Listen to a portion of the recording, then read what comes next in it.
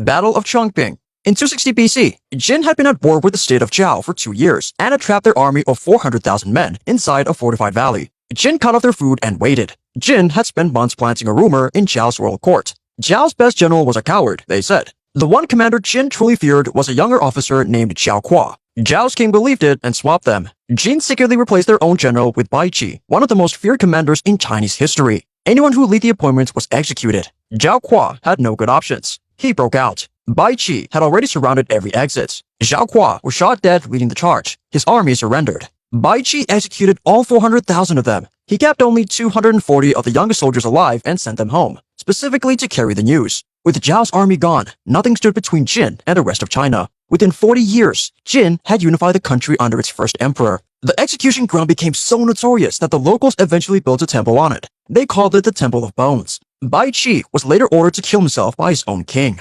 Battle of Cannae. Hannibal had crossed the Alps from Carthage 2 years earlier and had been destroying every Roman army sent against him. The night before Cannae, one Roman commander argued against fighting. Lucius Aemilius Paulus knew the open ground was perfect for cavalry, exactly where Hannibal wanted to be. But it was his co-commander Varro's turn to command, and Varro was not the cautious type. On August 2nd, 216 BC, Rome sent 86,000 men straight at Hannibal's center. Hannibal had placed his weakest infantry there and his best African troops on the flanks. As the Romans drove forward, the center bent inward, and the Romans packed tighter and tighter, pressing deeper into a trap. By the time they realized what was happening, the men in the middle had no room to raise their swords. Then the flanks came in. The cavalry sealed the back, and the Romans were surrounded on all sides, so tightly packed that men started suffocating before anyone had touched them. Livy wrote that some soldiers, with nowhere to go, dug small holes in the ground with their hands and buried their faces to suffocate themselves. Between 47,000 and 70,000 Romans died before darkness stopped the fighting. Paulus was among them. Varro fled with 50 men. When Varro returned to Rome, the Senate praised him for not having despaired of the Republic. Instead of marching on Rome,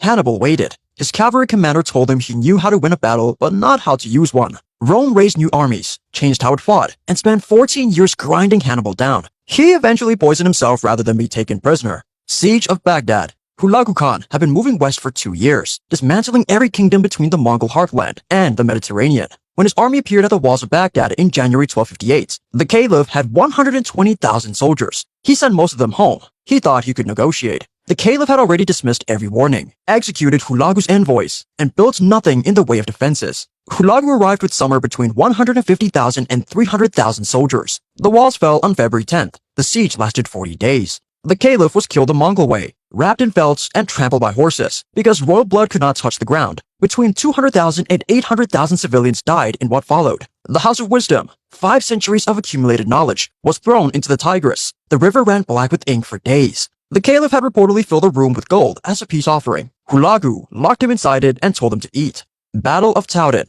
On Palm Sunday, March 29th, 1461, Edward IV gave one order before the Battle of Towton started: no prisoners. 2 branches of England's royal family had been fighting over the crown for years, and Edward had decided there would be no ransoms and no survivors of rank. The Lancastrians had the bigger army, somewhere between 35,000 and 40,000 men, and they held the better ground on a snow-covered plateau in Yorkshire. When the Yorkist archers fired their first volley, the wind was blowing behind them, carrying the arrows deep into the Lancastrian ranks. The Lancastrians fired back into the headwind. Their arrows fell short and landed in empty snow. So the Yorkist archers walked forward, picked up the spent arrows, and fired them back. When fresh Yorkist reinforcements hit the Lancastrian flank in the afternoon, the line broke. The route went for miles through the snow. Men who ran toward the River Cog found it flooded, and those behind them, still running, pushed them under the water to get across. Between 20,000 and 28,000 men died that day, the bloodiest single afternoon in English history. In 1996, construction workers uncovered a mass grave at Towton. Forensic analysis found 27 skulls with 113 wounds between them, an average of 4 per skull. One man had 10 wounds to the head. Most of the injuries were to the back of the skull.